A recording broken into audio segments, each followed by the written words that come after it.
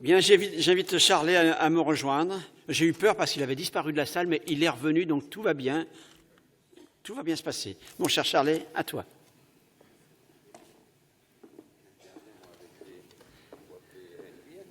Ah oui, ben tu les présentes.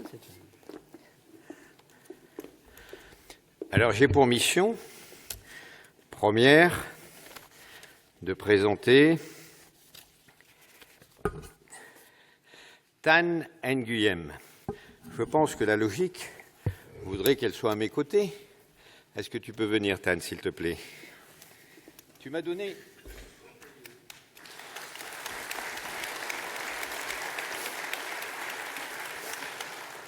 Tu m'as donné une extraordinaire définition, il y a quelques instants, de l'intelligence artificielle. Tu m'as dit, j'espère que je ne trahis aucun secret, c'est l'inverse de la connerie humaine. Ce n'est pas moi, c'est Tan.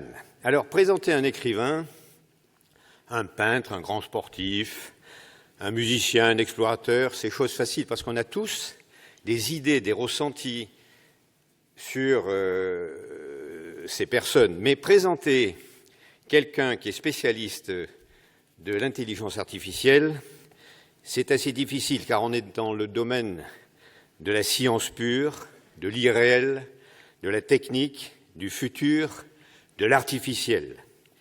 Et je voudrais simplement dire, parce que je ne suis surtout pas là pour vous parler de l'intelligence artificielle, mais je voudrais simplement lire un mot sur l'introduction du Rotarien concernant l'intelligence artificielle. Il y avait eu un article.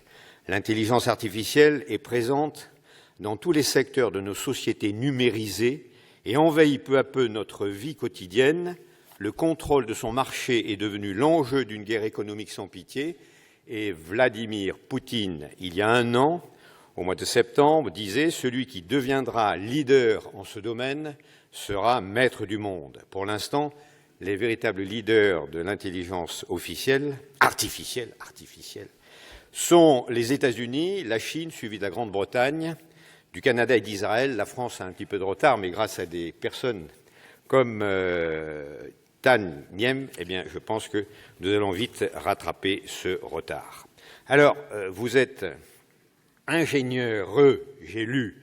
Alors, permettez-moi un petit peu de protester contre ce terme, d'ingénieur, parce que l'année dernière, j'ai assisté, sous le gouvernorat de Marie-Claude Diomard, à une conférence d'un grand linguistique, Alain Bentolila, qui est du même avis que la académicienne Hélène Carrière-Dancos, et qui nous dit qu'un homme peut être une recrue, une vedette, une canaille ou une andouille, et une femme peut être un mannequin, un génie, un écrivain. Certains titres étant sémantiquement neutres, ils sont grammaticalement masculins et féminins et n'ont strictement rien à voir avec le sexe de la personne en question. Alors, je dirais simplement que vous êtes ingénieur d'origine vietnamienne, vous êtes titulaire, et là, vraiment, on arrive dans l'intelligence pure et dans le savoir et dans la science d'un MBA de l'INSAD. Vous êtes exploratrice et conceptrice de projets de développement durable. Vous êtes butineuse de savoir, accélératrice de projets, femme engagée, ancienne businesswoman.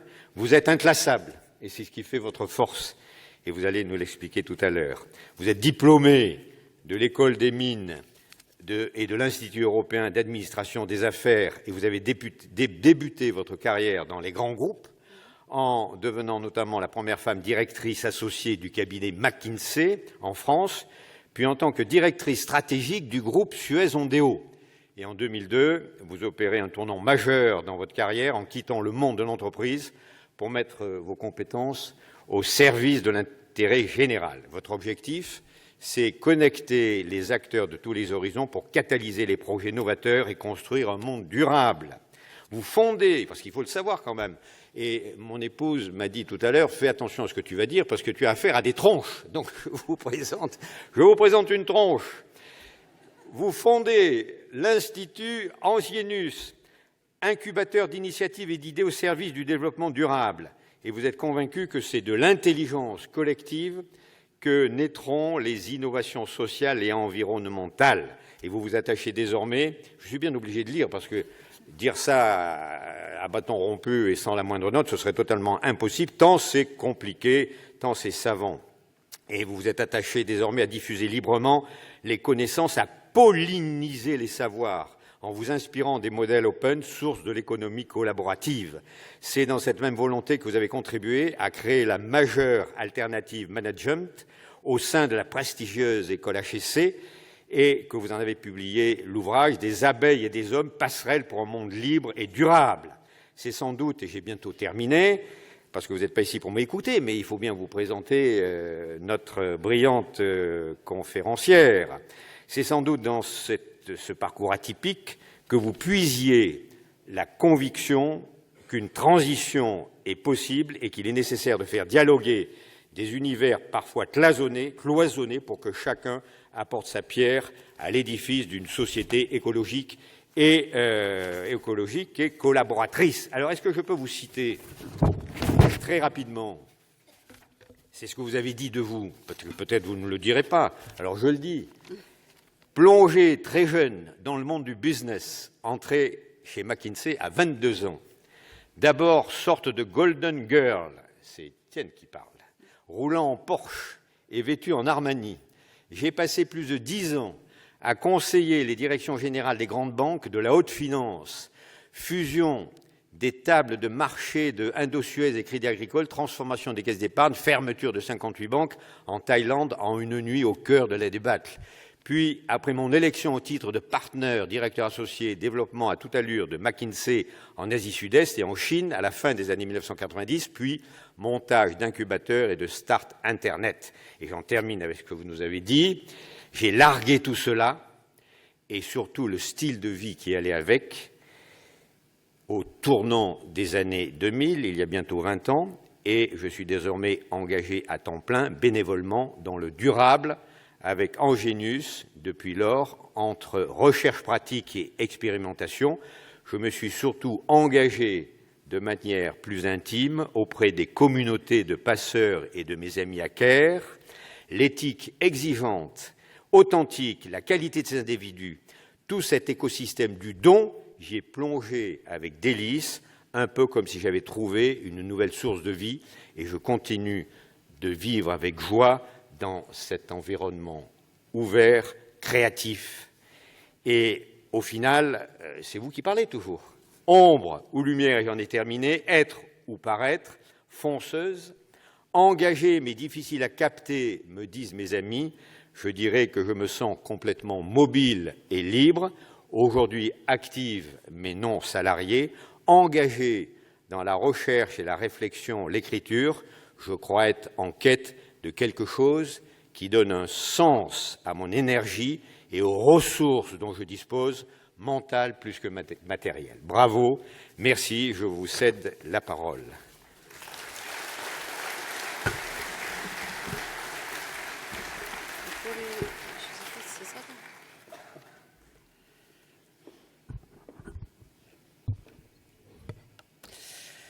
Merci, Charlie. C'est comme ça qu'on... Voilà, Charlie. Merci beaucoup pour cette introduction. Merci à tout ce qui a été dit auparavant. Alors, je ne sais pas comment ça marche, si c'est moi qui anime les slides ou si c'est quelqu'un qui le fait à ma place. Je ne sais pas.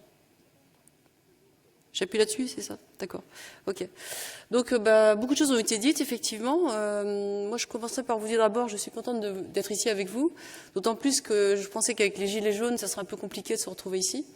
Mais donc, voilà. Bienvenue aussi à Olivier, mon ami Krapofou, qui va parler juste après. Et aussi, je voudrais saluer Charles de Coursac, qui doit être quelque part dans la salle, Charles Coursac, qui est en fait la personne qui m'a fait venir ici aujourd'hui. Alors, je dirais pour commencer que Valence, pour moi, n'est pas un hasard, le fait d'être ici avec vous, parce que l'aventure des crapauds fous a démarré ici il y a à peu près 2 ans. Je dirais que c'est presque ici que ça a été incubé, finalement. Donc, c'est assez marrant pour moi de me retrouver dans ces locaux pour vous parler de crapauds fous. Vous allez me dire quel rapport avec l'IA, avec la bêtise humaine ou autre. Mais en fait, je voudrais simplement faire le lien avec ce qu'a dit Elisabeth, je crois, juste avant. Elle a parlé de l'intelligence, des mains et du cœur. Et donc moi, ce que je vais faire aujourd'hui, c'est pas vous parler de technique, je veux pas vous parler d'algorithmes, de modèles mathématiques, etc. Mais je vais essayer de faire le lien avec l'impact et l'inspiration. Donc vous allez voir dans ce que je vais vous présenter maintenant beaucoup de choses qui sont extrêmement concrètes, qui touchent des personnes, je crois, qui sont possibles, je dirais, d'action, donc des personnes défavorisées, des gens qui sont loin de l'emploi ou de l'éducation.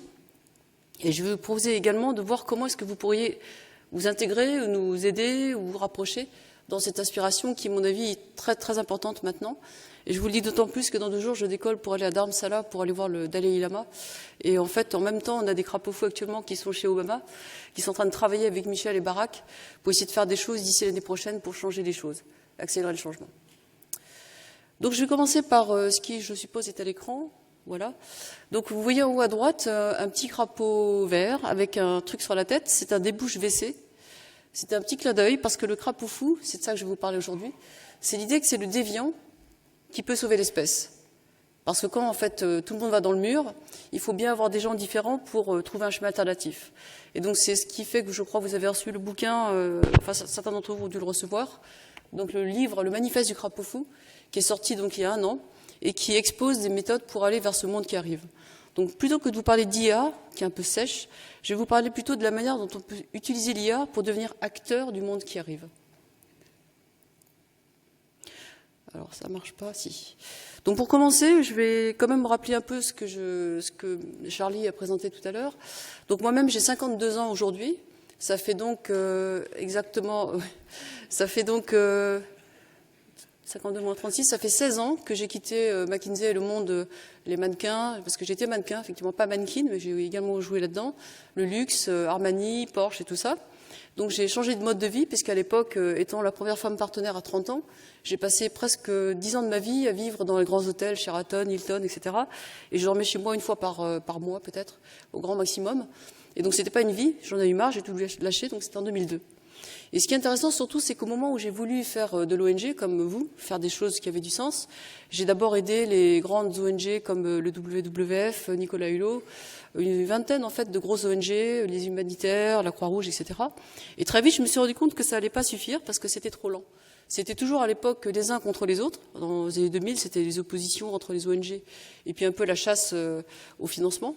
Et je suis tombée sur les hackers. Je ne sais pas si vous savez, à l'époque, en 2000-2002, c'est le moment où le Web 2, c'est-à-dire les wikis, le blog n'existait pas encore. Ça a décollé à ce moment-là. Si vous regardez Google, Facebook, tout ça, c'était pas encore vraiment si présent que ça. Et la chance que j'ai eue à l'époque, c'est que je suis tombée sur le mouvement des hackers. Les hackers sont les gens qui bidouillaient à l'époque sur Linux. Linux, c'était la solution, le contre-pied de Microsoft. Donc c'était ce qu'on appelle de l'open source. Si vous ne connaissez pas, c'est l'idée d'ouvrir les codes pour que tout le monde puisse s'en servir. Donc je dis souvent, dans mes travaux de recherche à l'époque, que le premier hacker de l'humanité, c'était en fait Socrate. C'est lui le premier qui a dit le savoir peut être partagé avec tout le monde, il n'y a pas de raison de le breveter. Donc avec ces principes de l'open source, je me suis dit à l'époque, j'ai accompagné des gens qui finançaient à l'époque, qui faisaient les premiers wikis, c'est ce qui a donné ensuite Wikipédia. Mais à l'époque, personne n'imaginait qu'on pourrait faire une encyclopédie avec des bénévoles. Donc cette idée de l'open source, ça m'a semblé de la clé pour changer le monde. Et donc depuis 2002, ce que je fais, c'est que je prends l'idée de l'open source pour le mettre à l'autre bout de tout ce qui est durable et qui a du sens pour accélérer le changement. Donc voilà, en fait, Angenius, l'incubateur dont parlait Charlie, c'est tout simplement cette idée, socratique en fait, de dire ce qui est bon pour l'humanité, il faut prendre le meilleur des technologies de l'époque pour accélérer la diffusion des idées. D'où la pollinisation. Vous me suivez, cet esprit de Wikipédia que vous connaissez, c'était cette idée de l'appliquer à tout ce qui fonctionne dans le durable.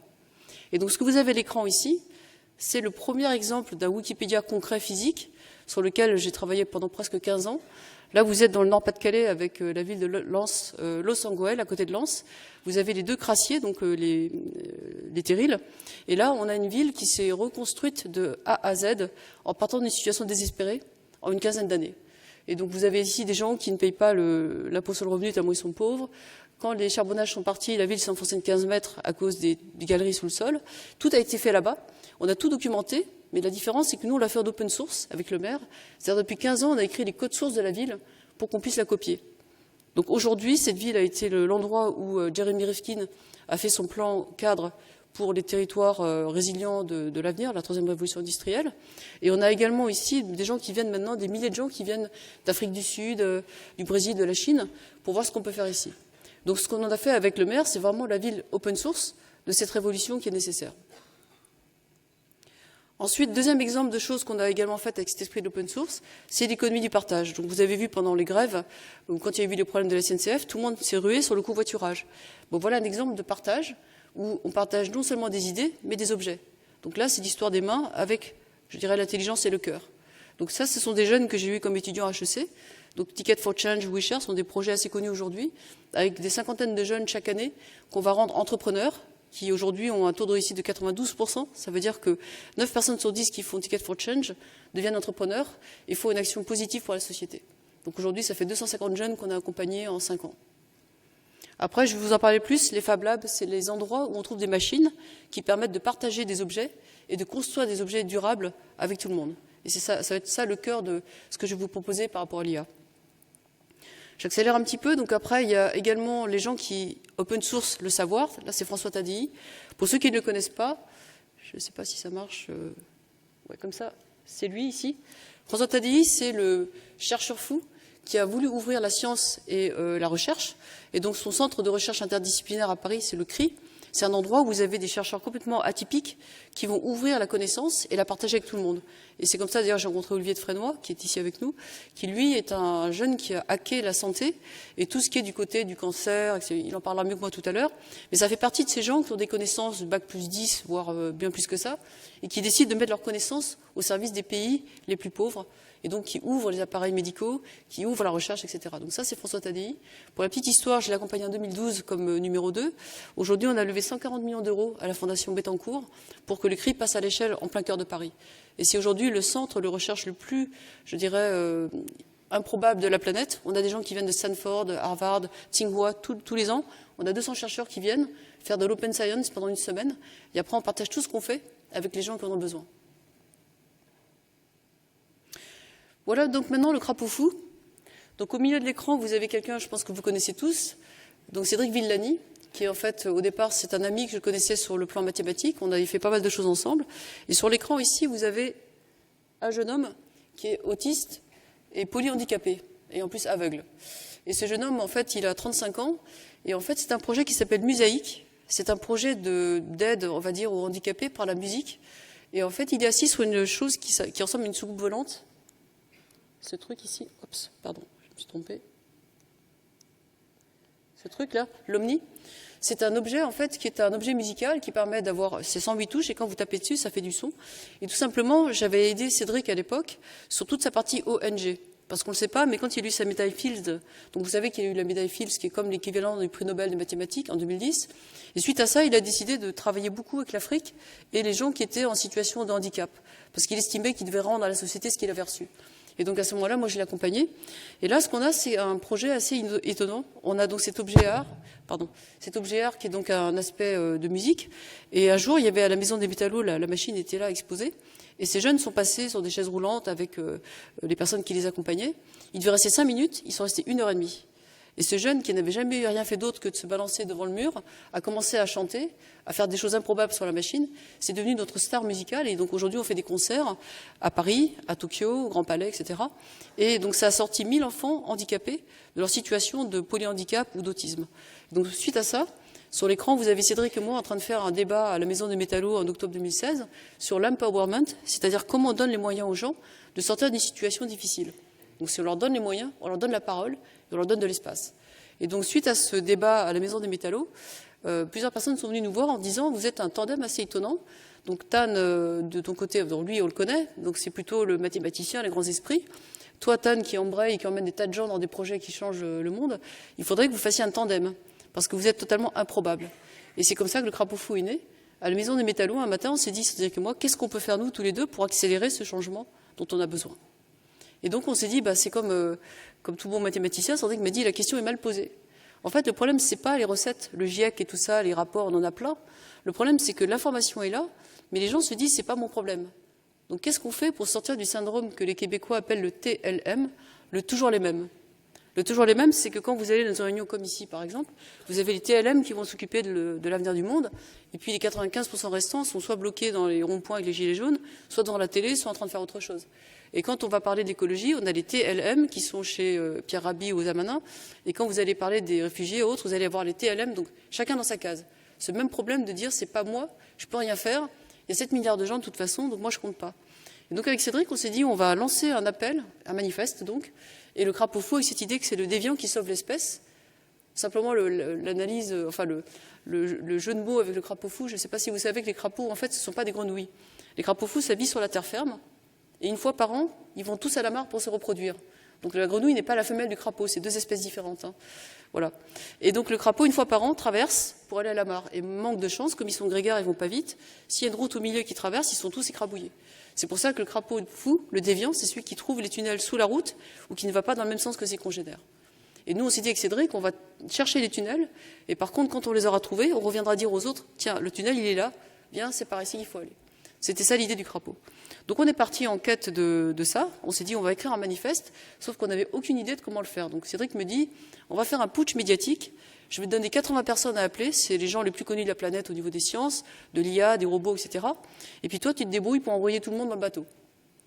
On démarre là-dessus, et puis donc, si vous vous souvenez, octobre 2016, au début, donc évidemment, j'ai appelé les scientifiques qui faisaient le GIEC, le climat, etc. Donc ça allait très vite. Ça me permettait d'avoir 1 heure de conversation avec des gens vraiment très huppés pour me dire qu'est-ce que je raconte aux gens de manière simple et audible, avec un aspect big data pour les nuls, enfin tout ce qui était simple pour donner envie.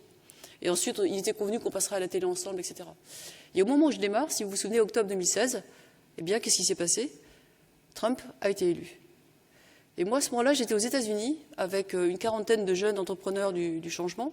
Et dans la salle, c'était la consternation. Donc moi, j'ai appelé mes copains hackers du monde entier. Et très vite, on a mis la main sur les fake news. On s'est rendu compte que ce qui s'était passé, c'était notamment ici, vous avez un monsieur assez sinistre, Steve Bannon, qui était le numéro 2 de Trump à l'époque, qui est également l'actionnaire de Cambridge Analytica et l'actionnaire de Breitbart. Breitbart, c'est l'AFP version extrême droite nazie. C'est vraiment la résurgence de tout ce qui est fake news de manière industrielle pour balancer des fakes qui sont à tendance antisémite, anti-guerre, enfin tout ce que vous voulez. Donc c'était assez dangereux parce que cette machine de guerre était capable de balancer de l'information en prenant les analyses, enfin les algorithmes de Cambridge Analytica pour envoyer toutes les informations qui trompaient les électeurs. Et c'est comme ça qu'on a eu effectivement Trump. Donc je ne sais pas si vous connaissez le Cambridge Analytica, si ça vous dit quelque chose. C'est ce scandale qui a éclaboussé Facebook. On s'est rendu compte qu'avec les données qu'on laissait sur Facebook, on pouvait orienter les idées des gens en leur balançant du fake avec des copains qui likent des choses, etc. Et on vous fait passer des idées qui sont fausses, mais suffisamment vraisemblables pour qu'on y croie. Et après, vous vous dites, bah ouais, c'était encore un musulman qui a fait ça. Ou alors non, c'était encore un problème, ouais, ces mecs, ils sont tous anti, je sais pas quoi. Donc on se fait des opinions. Et en fait, ici, on voit bien l'impact de l'IA, d'identifier vos tendances, vos peurs, et ensuite de vous envoyer l'information qui va vous faire basculer. Donc ça, c'est ce qui s'était passé aux États-Unis. Et donc à ce moment-là, le crapaud fou a changé de nature. Je me suis dit, le deuxième tsunami qui nous arrive, c'est pas l'écologique. Le premier, en fait, c'est ça. C'est les fakes qui peuvent faire tomber une démocratie. Et le troisième tsunami qu'on a trouvé à ce moment-là, c'était bien sûr l'IA et tout ce qui se passe avec l'algorithme et les machines. Donc à ce moment-là, avec Cédric, on a fait un gros travail, je dirais accéléré en quelques mois, d'interviewer tous les gens qui faisaient les logiciels, etc. Et on s'est rendu compte à ce moment-là que le génie digital était sorti de sa bouteille. Donc je vous fais court, l'IA, on va en parler un petit peu après. Vous savez, donc c'est des algorithmes, ce sont simplement des programmations de machines qui vont vous donner des réponses, on va dire, plus ou moins prévisibles.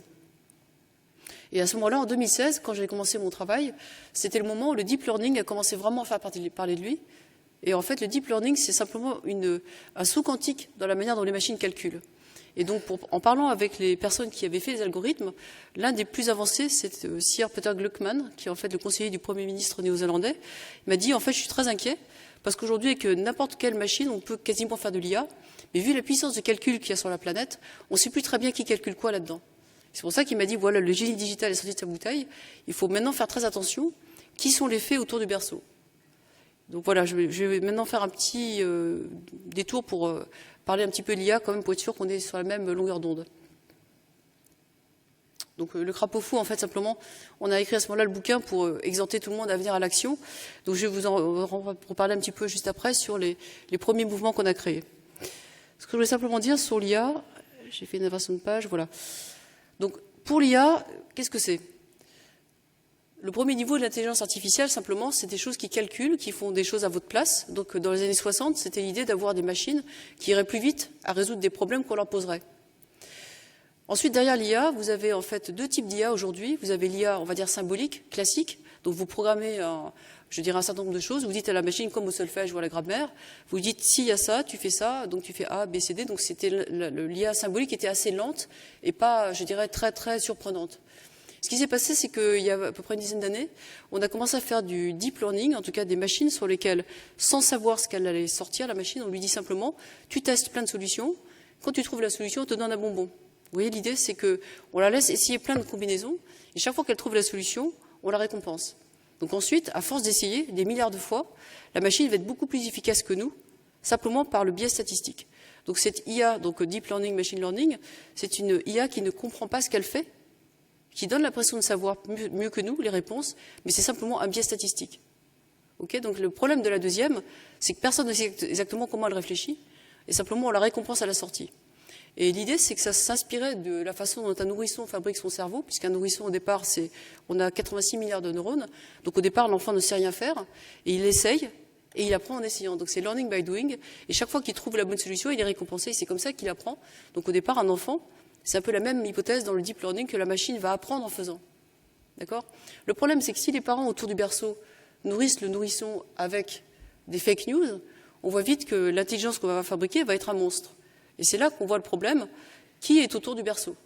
C'est ça la vraie question. Donc c'est pas tellement les gens qui programment l'IA en tant que tel. C'est plutôt qui est autour de la machine à lui dire attention, ce que tu fais, c'est pas correct, c'est pas éthique, tu fais des bêtises, je vais te corriger. Pour une petite info, quand j'avais commencé mon enquête avec Cédric, c'est à ce moment-là que je crois que c'était IBM à l'époque qui avait sorti un chatbot sur Internet. En moins d'une journée, ils ont dû la débrancher parce que la machine était devenue xénophobe, raciste et disait que des injures. Donc on voit bien le problème. La vraie question, c'est pas tant qui programme l'IA que les utilisateurs qui sont autour de la machine. Ça, c'est vraiment le message que je voudrais faire passer aujourd'hui. Ensuite, en dessous de l'IA, la deuxième chose qu'il y a, c'est les données. Donc ça, je vais en parler un petit peu, les big data. Donc big, parce qu'il y a beaucoup de données aujourd'hui qui se baladent autour de nous. C'est pas seulement l'ordinateur et le portable, c'est même les codes barres de ce que vous achetez. Quand vous allez à la caisse, le code barre, c'est du numérique. C'est une information sur ce que vous mangez, sur la date limite de consommation, sur vos préférences, etc. Et c'est pour ça qu'Amazon a racheté un supermarché wholesale, Whole Food Bio, c'est le plus gros producteur de nourriture organique aux États-Unis, pour l'équivalent de la valeur de Carrefour. Parce que maintenant, Amazon veut connaître vos préférences alimentaires. Donc le big data, c'est très important. Sans big data, il n'y a pas d'IA. Et en fait, on pourrait même dire, par rapport à ce qu'a dit Poutine tout à l'heure, que c'est celui qui contrôle le big data qui va contrôler le monde. La troisième chose, c'est que où se trouve cette information? Elle est en fait dans l'IoT. L'IoT, c'est en fait l'Internet of Things. C'est toutes ces machines qui récupèrent vos données digitales, vos empreintes digitales. Et enfin, en dernier lieu, il y a la robotique. Toutes ces choses, ces films de science-fiction, vous voyez les robots. Donc en fait, vous voyez, quand on parle d'IA, on parle de ces quatre choses en même temps. Parce que quelque part, il n'y a pas d'IA s'il n'y a pas de données, il n'y a pas de données s'il n'y a pas de machine qui les récupère, et à la fin, vous avez des machines autour de vous qui vont faire plein de choses à votre place. Okay. Donc sur l'IA, ici le deep learning dont j'ai parlé, si vous voulez, on pourrait faire vraiment un gros développement, mais je préfère faire court, simplement de dire qu'aujourd'hui, vous avez trois niveaux d'IA qui existent historiquement. L'IA artificielle symbolique très lente. Le deep learning, vous voyez l'image ici, c'est ce genre de choses. Vous avez des couches de neurones artificiels qui vont dialoguer à toute vitesse. Il faut savoir que la vitesse de calcul d'un processeur, un processeur c'est ce qu'il y a dans votre ordinateur, hein, en moyenne, il y a 1000 neurones artificiels par processeur. La vitesse de calcul est de l'ordre de 300 millions de mètres par seconde, c'est la vitesse de propagation de l'information. Nos cerveaux à nous, ça va à 130 mètres par seconde. Donc c'est presque 2 millions de fois plus rapide que nous. Un simple processeur dans une machine. Et donc avec ce genre de choses qui calculent à toute vitesse, vous voyez l'histoire du nourrisson, on fait aujourd'hui des choses comme ça, on fait des choses qui vont reconnaître ça, dire ça c'est du cache, ça va traduire automatiquement. La machine ne sait pas ce qu'elle traduit, mais elle avale les milliards de données. Je vais pousser ça, ça fait du bruit. Ça avale des milliards de données et du coup, statistiquement, elle va savoir que ça veut dire cache only. Simplement parce qu'elle va analyser tous les big data qui traînent dans la rue à Pékin ou en Chine. De la même manière ici, vous avez un logiciel qui fait des chambres à coucher. Pareil, la machine ne sait absolument pas que c'est des chambres à coucher qu'elle fabrique. Simplement, elle prend toutes les données qui sont genre chambre à coucher et elle essaie d'avoir raison et chaque fois qu'elle a raison, elle gagne. Et donc aujourd'hui, la reconnaissance faciale, par exemple, votre visage sur Facebook, ou quand vos amis vous ont tagué en disant ça c'est Charlie ou c'est Olivier, ben voilà, la machine vous reconnaît à 99,99%, etc. Donc c'est ça qu'il y a dans le deep learning. Et aujourd'hui, on a même des logiciels chez Google qui sont capables de faire des rêves, qui sont capables d'imiter des émotions. Donc voilà ce qui est en train de se profiler dans la partie la plus avancée de la techno. Le big data dont j'ai parlé rapidement, simplement, il faut savoir, je dirais simplement, pour résumer les sources de données, il faut comprendre que dans le big data qui alimente l'IA, il y a deux types de données, qui sont soit les données brutes, donc c'est des données statistiques non qualifiées, soit des données chaudes, c'est-à-dire des données dans lesquelles il y a de l'émotion.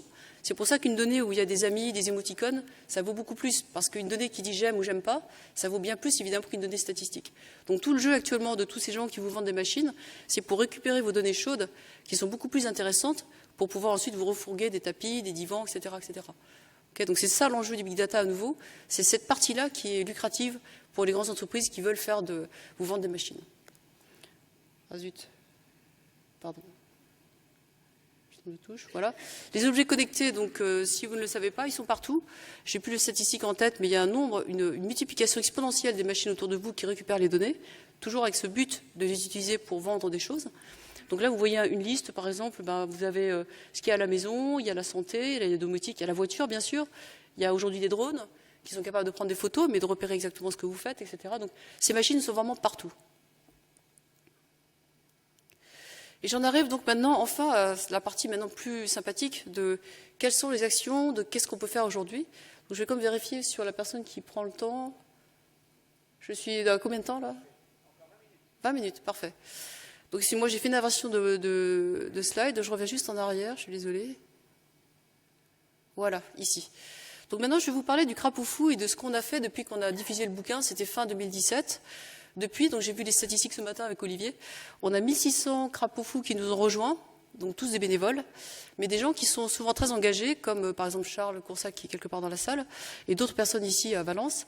Et ce qu'on fait, nous, c'est qu'on essaye de sensibiliser les gens en leur disant, vous n'êtes pas un TLM, vous pouvez faire quelque chose, donc faites un pas de côté, et faites un pas de côté pour venir simplement nous contacter.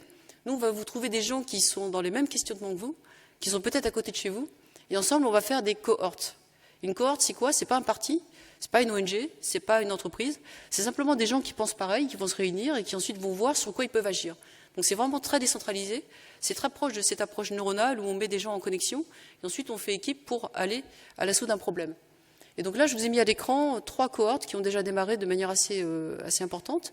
En haut à gauche, ici, vous avez la cohorte de la région PACA, donc c'est à Marseille. Ici, c'est sur le journal télévisé de France 3. On a fait déjà 2 plateaux télé, et aujourd'hui, dans la rue, il y a des gens, à la boulangerie ou même chez le boucher, qui nous disent « Tiens, le crapaud fou, avec le truc sur la tête, on l'a déjà vu quelque part, qu'est-ce que c'est? Dites-nous un petit peu. » Et ça commence comme ça. Aujourd'hui, à Marseille, on a des milliers de personnes qui sont venues déjà, et je vais vous parler d'un gros projet maintenant qui va toucher beaucoup de monde dans les quartiers défavorisés de Marseille.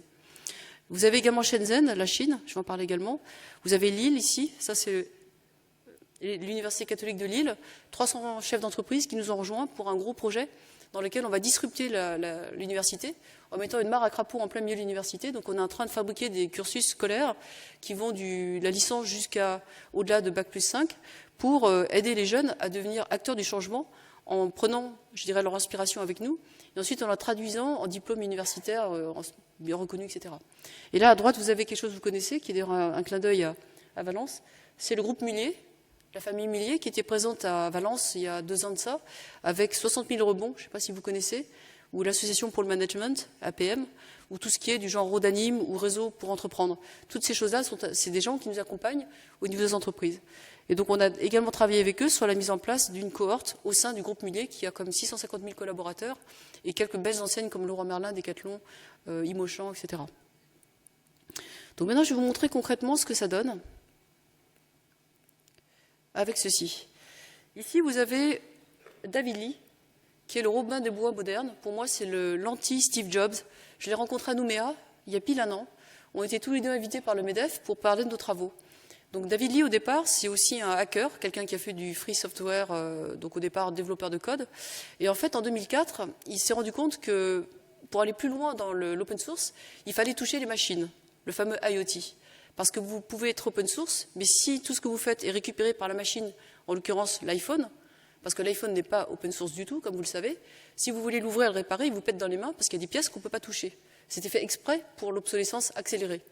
D'accord ? Donc lui, à l'époque, il s'est dit, moi j'en ai marre, j'aimerais bien pouvoir ouvrir les machines aussi. Mais cette fois-ci, l'IoT. Et donc il s'est mis en tête d'ouvrir les téléphones portables. Il se trouve qu'à Shenzhen, où il est basé, vous avez 90% des composantes électroniques du monde qui viennent de ces rues-là. Donc le mètre carré de linéaire à Shenzhen coûte plus cher que le mètre carré à la Silicon Valley. Donc toute l'électronique est là-bas. Donc vous allez faire votre shopping, iPhone, Samsung, tout le monde va là-bas pour acheter des pièces. Et donc lui, ce qu'il a fait, c'est qu'il a fait une thèse avec un chercheur au Michigan, dans le Michigan University, en se disant d'où vient l'innovation, d'où va-t-elle venir demain. Et il a démontré à ce moment-là que l'innovation viendrait de la rue, et il a pris comme sujet d'étude Shenzhen. Vous voyez venir, ce qu'il a fait, c'est qu'il a étudié ce qui se passait dans les rues à Shenzhen, et là-bas, vous ne pouvez pas faire des brevets. Tout est copié instantanément. Vous avez des centaines de milliers de pièces et de producteurs dans les rues. Et à partir de ce moment-là, il s'est dit, moi, je vais faire les premiers smartphones ouverts. C'est en 2004. Et il a ouvert son Fab Lab dans les rues de Shenzhen. Et donc, vous aviez deux choix. Vous allez à la Silicon Valley faire votre pitch avec un truc pour les venture capitalistes en millions d'euros. Donc, c'est toujours le même topo. On va innover pour les 2% de gens qui ont les moyens de se payer un iPhone à 600 €. Et de l'autre côté, vous allez chez lui faire des smartphones open source. Et à l'époque, il avait réussi à sortir des smartphones pour 100 €. C'est ce qu'a fait aujourd'hui Wiko en France. Wiko, c'est lui. C'est totalement open source, tout est réparable. Et c'est ce qu'il appelait le right to repair. Et moi, quand je l'ai vu à Nouméa, j'ai dit, il faut que tu viennes bosser avec nous en France, c'est vraiment trop génial ce que tu fais.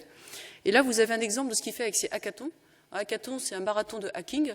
Donc pendant 24 heures, j'ai fait ça la semaine dernière à Aix, vous avez des gens dans une université ou dans une école, on leur donne un défi, ils doivent le résoudre. Et là, vous avez un hackathon du téléphone. Il a commencé depuis 5-6 ans à faire ça avec beaucoup de succès. Et là, par exemple, vous avez un hackathon de téléphone qui donne du street art avec des téléphones. Et là, c'est des jeunes qui ont inventé un téléphone avec 7 enceintes pour faire du bruit. Au départ, c'était pour faire de la musique. Ce truc est devenu le téléphone le plus vendu dans le BTP. Il s'en vend des centaines de millions par an aujourd'hui, parce que sur un chantier, c'est pratique d'avoir un téléphone pour faire passer un ordre, tout simplement. Et aujourd'hui, les téléphones de David sortent à moins de 50 €. Donc maintenant, il est parti en Chine depuis Nouméa, donc depuis la fin de l'année dernière. Il a vendu plus de 500 millions d'unités par an, aujourd'hui, en France et dans le monde. Et en Afrique, maintenant, vous avez le Ghana, l'Éthiopie, la Somalie et le Kenya qui ont adopté son modèle open source. À tel point que près de la capitale du Ghana, on est en train d'ouvrir un incubateur d'1 km² pour faire ce genre de choses open source. Ensuite, quand je l'ai rencontré, il était venu avec une mallette. Ici, vous avez des gens qui sont sur la plage à Nouméa. Ça, c'est un prof de robotique de Taipei. Et ça, ce sont des collégiens de 13 ans. Et là, donc c'est encore David Lee qui avait frappé. Il avait une petite mallette de 1000 € dans laquelle vous aviez les instruments pour fabriquer un drone, donc un machin qui vole, là, et puis des rovers. Et là, c'est des rovers qui vont sous l'eau. Évidemment, à Nouméa, il y a une telle richesse sous l'eau que d'avoir ce genre de machin qui va sous l'eau, c'est rigolo avec les enfants, etc. Mais c'est également intéressant pour la science, pour aller observer l'évolution des écosystèmes marins. Et donc, évidemment, on a travaillé ensemble sur la plage. Donc là, vous aviez le MEDEF dans le Château Royal, avec leurs innovations, toujours les mêmes pour les 2%. Puis nous, sur la plage, avec les Kanaks et tous les enfants qui jouaient. En une matinée, les machins volaient et les autres étaient sous l'eau. Donc vous voyez le genre de choses qu'on peut faire avec de l'IA, parce que du coup, l'IA, on l'a au bout de la machine. Le rover qui va sous l'eau prend des photos, il a un capteur, il a toutes les informations. On peut repérer telle bestiole à tel endroit. Donc on a également de la data là-dedans. Donc vous voyez l'idée que l'IA, la robotique et le big data, ça va ensemble. Sauf que là, grâce à David, on a un kit à 1000 € qui permet d'équiper tout le monde. Donc le but pour nous, c'était de mettre ça sur un bateau. Le bateau irait de Nouméa jusqu'à Tahiti en passant par tous les ports du monde pour installer les machines pour que tout le monde puisse faire de la data qui serait open sourcée pour avoir de l'information sur les fonds marins, etc. Ensuite de ça, donc, il est revenu en France en juin et en juillet. Donc cette fois-ci, je l'ai emmené plutôt sur Lille et sur Marseille. Et là, vous avez un exemple de ce qu'il a fait entre-temps sur un camp de réfugiés en Allemagne. C'est un exemple type de l'IA pour tous versus l'IA pour quelques-uns. Il y avait donc des gens qui voulaient fabriquer des logiciels de traduction de langue en langue native. C'est des logiciels très compliqués qui coûtent assez cher. Donc c'est des machines qui brassent toutes les données sur les langues à partir de Google Translate ou l'équivalent chinois chez Baidu. Et en fait, il y avait des gens qui sont venus le voir pour un projet à 2 millions €. Lui, il a regardé ça et puis il a dit je vais te le faire pour 3 000 €. Et ce qu'il a fait, c'est qu'il a pris un développeur en Python, donc un logiciel open source. Il l'a pris sous le bras, ils sont allés à Berlin. Ensuite, il a pris 2 enceintes Bose, ou 4, je ne sais plus. Il a équipé un ordinateur. Il a fait venir toutes les femmes dans le camp de réfugiés. Il leur a dit maintenant, on va éduquer la machine. Donc dites-moi de quoi vous avez besoin. Et on testait Google, d'autres, on comparait avec le truc chinois, on faisait des traductions croisées, etc. Et à la fin, les filles corrigeaient la machine avec le programmeur Python qui donnait les bonnes solutions. Et ce programme n'a coûté que 3 000 €. Donc voilà un exemple d'IA pour tous, ouverte et utile. Ici, c'est encore un autre exemple, c'est plutôt de l'e-commerce, mais il y a malgré tout de la data là-dedans. C'est un exemple qui a été fait avec des villages chinois très éloignés de tout. Et là, on a un exemple qui a donc été valorisé par la Banque mondiale. On a des gens sur lesquels il n'y avait absolument aucune activité économique. Et en moins de 5 ans, on a créé entre 2,5 millions et 90 millions d'euros de chiffre d'affaires par village. Simplement, c'est un programme dans lequel on apprend aux gens à se servir de la machine, à se servir des sites d'e-commerce et à faire de la boucle locale pour vendre. C'est un peu comme des Repair Café. Vous fabriquez des objets, vous les vendez en ligne à vos voisins. Et après, du coup, vous mettez en chaîne la ligne d'approvisionnement pour livrer vos voisins, etc. Donc, ce qui est intéressant dans ce modèle-là, c'est qu'on utilise la techno low cost et on fait de l'activité économique durable. Aujourd'hui, il y a 25 000 villages qui ont adopté ce modèle. Donc ça, c'est un exemple également qui a beaucoup intéressé les partenaires des crapauds fous.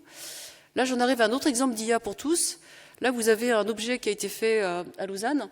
C'est une machine qui va désherber dans les champs. Vous savez que le travail des permaculteurs, 2/3 du temps, c'est le désherbage. Donc c'est très pénible, puisqu'on ne balance pas des pesticides et tout ça.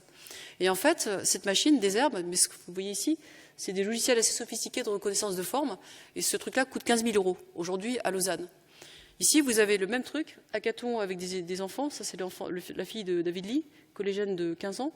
Et en fait, ici, ils ont fait le même truc en s'approvisionant sur Internet, en prenant les pièces sur Internet. Et ils ont mis un petit machin ici qui reconnaît les plantes.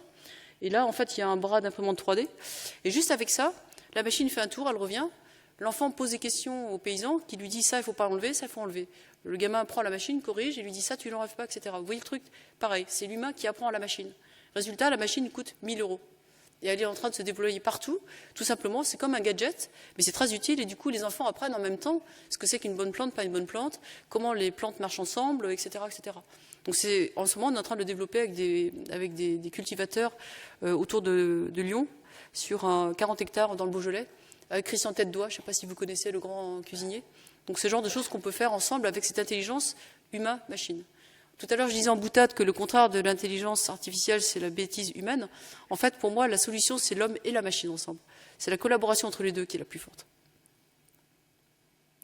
Troisième exemple d'intelligence artificielle et de big data pour tous. Vous savez que dans les voitures, aujourd'hui, une Tesla, par exemple, ça coûte entre 50 000 et 120 000 €. Ça pèse 2,5 tonnes pour transporter des personnes qui pèsent 75 kilos. Avec une batterie qui est très polluante, qui n'est pas réparable, évidemment, puisque c'est là le cœur du business model d'Elon Musk. Et donc, l'obsolescence accélérée fait en sorte que la machine explose. Et quand elle explose, vous ne pouvez pas la réparer. Super, 10 minutes. Parfait. Vous ne pouvez pas la réparer. Vous êtes obligé de repasser chez Tesla et de racheter tout ce qui manque. Évidemment, c'est ça le beurre chez lui. En plus, sa batterie récupère l'info. Je vous rappelle que le but de l'affaire, c'est de piquer vos datas. Et sa vision, c'est que demain, une Tesla, c'est une batterie roulante. L'intelligence, dit-il, c'est la batterie à roues. Parce que dessus, vous avez le téléphone, donc piquez toute l'information du téléphone, piquez l'information de où vous allez, de qui est à bord de votre voiture, etc. Parce que vous chargez, etc. Bref, toute cette histoire fait que la Tesla est chère, non réparable. Donc qu'est-ce qu'a fait notre ami? En moins d'1 an, depuis Nouméa, il a attaqué les voitures. Et ici, vous avez une bagnole qui sort à 3 000 $. Comment est-ce qu'il a fait ça? Vous avez ici 4 modules. Pareil, il a fait comme pour le téléphone, il a décomposé la machine, il a enlevé toutes les choses inutiles, qui étaient donc obsolètes, et il a mis que les choses qu'on pouvait réparer facilement. Tous les plans sont en ligne, et donc dans son Fab Lab, ils ont craqué la voiture. Et aujourd'hui, il y a 1,7 million de véhicules qui tournent en Chine. C'est plus que le reste de la planète. Et bien sûr, tout un right to repair qu'on peut donc ouvrir, réparer, etc. Donc moi, je l'ai présenté. Il se trouve que l'ADEME a déjà commencé un projet avec la Fabrique des mobilités. C'est une asso 1901 qui réunit beaucoup de monde. Et ça fait 3 ans qu'ils existent. Moi, je les connais depuis le lancement il y a 5 ans. Et à Rennes, ils ont un test avec une voiture qui est du même genre, sauf qu'eux ne savaient pas la fabriquer en série. Donc on s'est rapprochés et on va voir comment David Lee pourrait nous fournir le kit pour faire la voiture. Et donc vous avez ici plein d'innovations. Sur l'île, on a des gens qui travaillent beaucoup dans le textile. Donc on va pouvoir aussi s'amuser sur les sièges et également faire une carrosserie en lin. Donc on va s'amuser à innover sur tout ce qu'on peut mettre autour du moteur. Voilà, techniquement, je peux vous en parler plus, mais ce qui est intéressant, c'est de voir que là aussi, on a de l'IA pour tous. Du côté des régions, donc à Roubaix et à Marseille, on veut aussi faire un test avec les gens qui sont en difficulté, qui n'ont pas les moyens de se payer une bagnole. C'est souvent ces gens-là qui sont les plus fragiles par rapport à l'emploi. Donc leur fournir ces petites voitures à 1 000 ou 2 000 € pour qu'ils puissent aller jusqu'à l'endroit où ils auront tous les services nécessaires. C'est également intéressant pour les handicapés, les personnes âgées, etc. Donc voilà encore un exemple de technologie pour tous, low cost et right to repair. J'en arrive donc à la partie finale, donc dans les 5 minutes qui restent. Tout ça pour vous dire que concrètement, on a commencé un gros projet qui se traduit par un appel à projet qui s'appelle le PIC, Plan d'investissement dans les compétences, avec une jeune femme qui s'appelle Estelle Sauva, qui est sur la photo, on ne la voit pas ici, mais c'est pas grave. Ici, donc, vous avez David Lee, avec les gens de Marseille. Là, c'est des jeunes à Bourges, donc j'en avais 300 dans un amphithéâtre pendant une journée. Là, vous avez les décrocheurs de Marseille, une petite asso géniale qui s'appelle Synergy Family. Et en fait, ce qu'on va faire, c'est que c'est un plan d'investissement qui s'adresse aux Never Not in Education, Employed or Trained.